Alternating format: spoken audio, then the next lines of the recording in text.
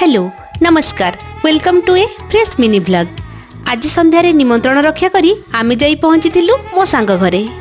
बसिकी college समय किछि स्मृति मने पकईछु कि नाही गोटे बास्ना आसी मो ना करे बाजिथिला। जाईकी ता किचन रे देखे तो कड़ई रे मटर घुगुनी खळखळ होई फुटुची आ सेपटे गार्निशिंग पई किछि कटाकटी मध्ये चलीची।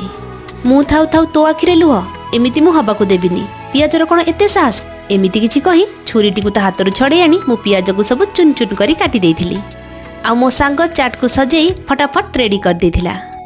भाबुची बेंगलोर रे दुई सांग मिसिकी गोटे चाट दुकान देले केमती हबो। सब क्रेडिट तो तार मु खाली पियाज काटिबी। सतरे चाटटी बहुत टेस्टी थिला। भाबुची आर रविवार खबर न देई आसी पहुंची जीबी। हकिन्स प्रेशर कुकर तो अच्छी 5 मिनिट रे मटर सिझी रेडी हे जीवो ना कोन कहउचंदी। कुहू सोई जाइतिला डिनर रे चिकन कषा रोटी खाई घर को फेरिथिलु। Bye bye.